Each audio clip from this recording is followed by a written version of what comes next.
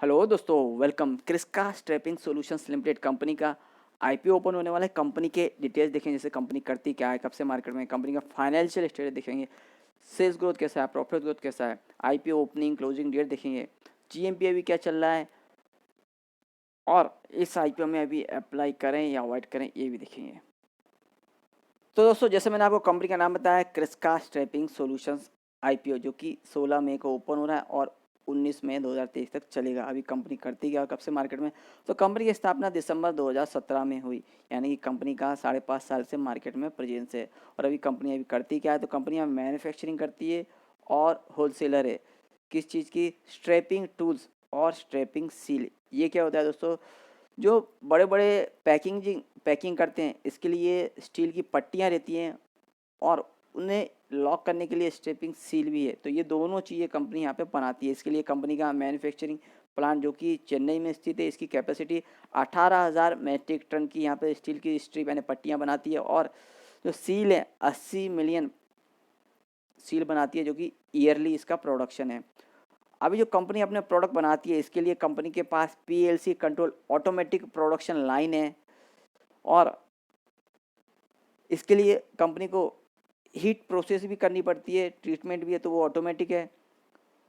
और जो कंपनी अपने प्रोडक्ट्स बनाती है, तो प्रोडक्ट बनाते में पोल्यूशन होता है। तो दोस्तों, यहाँ पे जो कंपनी प्रोडक्ट बनाती है, ये बिल्कुल भी पोल्यूशन नहीं होता है और लीड फ्री रहते हैं।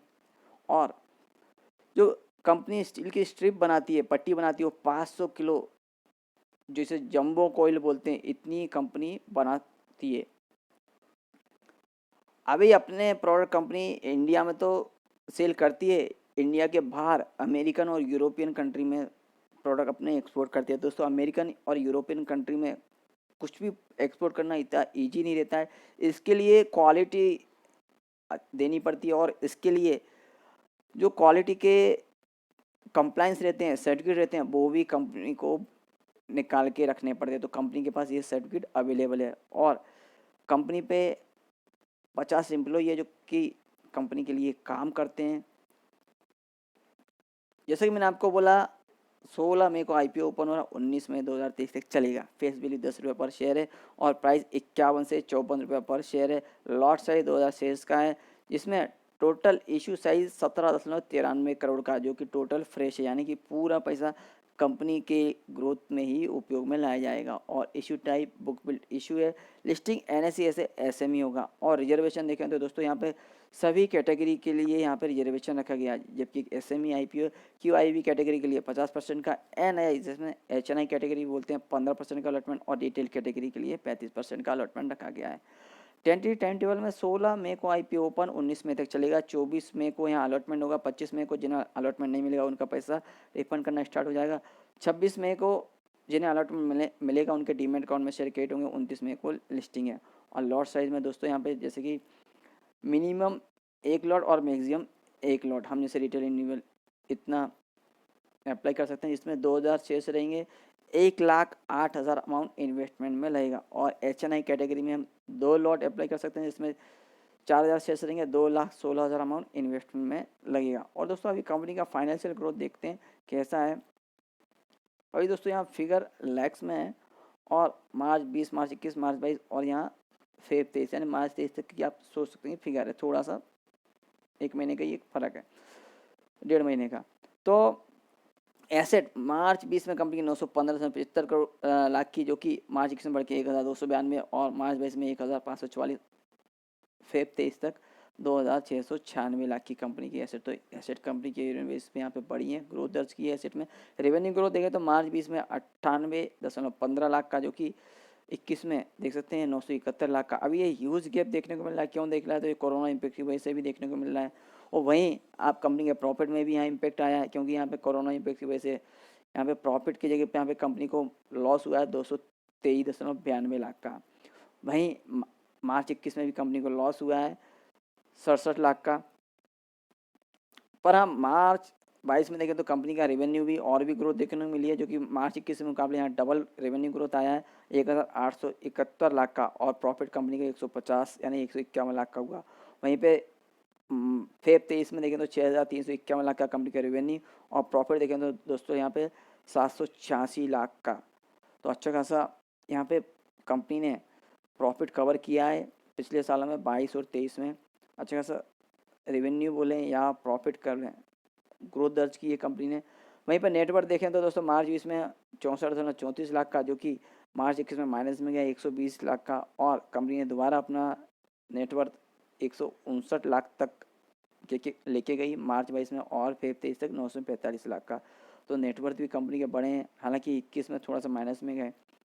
रिजर्व सरप्लस देखें तो दोस्तों यहाँ मार्च 20 में यहाँ माइनस में से 237 लाख के, और 21 में देखें तो और भी यहाँ माइनस में गए 421 लाख, और 22 में और भी माइनस में 340 लाख, और फेब 23 से देखें तो 445 लाख के कंपनी के रिजर्व सरप्लस अभी प्लस में है।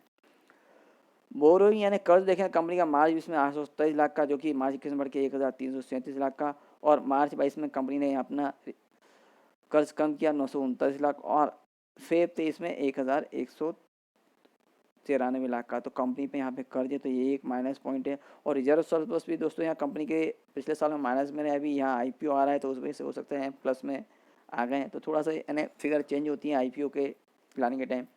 और नेटवर्थ कंपनी का यहाँ माइनस में गया था पर अभी प्लस में है। ओवरऑल देखिए कंपनी के फाइनेंशियल एकदम स्ट्रॉन्ग नहीं बोल सकते, यानी ठीक ठाक हैं।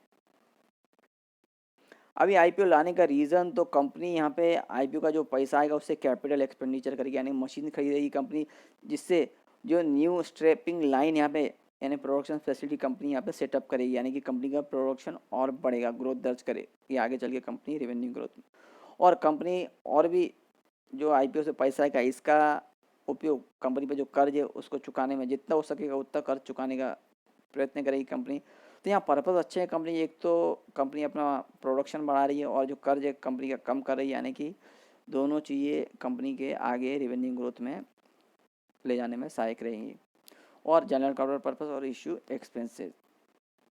अभी दोस्तों कंपनी के आईपीओ में अप्लाई करने तो कंपनी का एड्रेस हमें पता होना चाहिए, तो दोस्तों देख सकते हैं यहाँ पे तिरुवल्लुर डिस्ट्रिक्ट यहाँ पे कंपनी का एड्रेस है, फ़ोन नंबर, ईमेल आईडी, ये कंपनी की वेबसाइट है। आप और भी यहाँ कंपनी के डिटेल चेक कर सकते हैं। रजिस्ट्रार कंपनी का Purva share registry India private limited, phone number, email ID, registrar का वेबसाइट हमें अलॉटमेंट स्टेटस चेक करने के लिए उपयोगी पड़ेगा। वैल्यूएशन में मार्जिन देखें तो फाइनेंस ईयर 2022 के मुताबिक ईपीएस 3.01 का है, जो कि पिछले सालों में देख सकते हैं माइनस में था, और पी रेशियो फिलहाल अवेलेबल है। रिटर्न नेटवर्थ यहाँ पे 0.94 का है, जो कि देख सकते हैं 20 में माइनस में था और 21 में 0.58 का था, और एनएवी 3.19 की है, और ईबिटा 9.22 का % का है। तो दोस्तों जैसे मैंने आपको बोला कंपनी के यहाँ फाइनेंशियल ठीक ठाक हैं और इतने कोई खास नहीं है। और वैल्यूएशन जो है कंपनी ने यहाँ पे वैसे तो बोल सकते हैं ठीक ठाक है, पर थोड़ा सा हायर साइड में लगाया हुआ है, वैल्यूएशन थोड़ा महंगा लगाया हुआ है थोड़ा सा। और जीएमपी अपडेट देखें तो दोस्तों फिलहाल जीएमपी अपडेट नहीं है, ना तो कोष्टक ना तो सब्जेक्ट टू सौदा। तो दोस्तों अभी इस कंपनी के आईपीओ में अप्लाई करें क्या अवॉइड करते हैं दोस्तों? स्ट्रैपिंग बनाने वाली और भी छोटी मोटी कंपनियां भी हैं, तो कंपटीशन भी है कंपनी को, पर कंपनी का ऑलरेडी बिजनेस भी सेट है और एक्सपोर्ट भी कर रही है। पर कंपनी के थोड़ा फाइनेंशियल देखें तो दोस्तों थोड़ा यहाँ पे रिस्क नज़र आती है। तो जो लोग रिस्क ले सकते हैं वो ही इस कंपनी में, वो भी आईपीओ के बाद आप 50 से 100 क्वांटिटी लॉन्ग टर्म में आप इन्वेस्टमेंट करें। उसके लिए भी आपको कंपनी के फाइनेंशियल जो कि एवरी ईयर देखते रहें, ज़रूरी है देखना। और लिस्टिंग गेन के लिए दोस्तों आप सब्सक्रिप्शन स्टेटस लास्ट डे पे देखें, जीएमपी अपडेट देखें, अच्छा देखने को मिलता है तो आप लिस्टिंग गेन के लिए अप्लाई कर सकते हैं। वैसे मुझे नहीं लगता कि यहाँ पे लिस्टिंग गेन आपको मिलेंगे, तो आप लॉन्ग टर्म व्यू से, पर कंपनी के फाइनेंशियल ज़रूर आप ध्यान में रखें एवरी ईयर।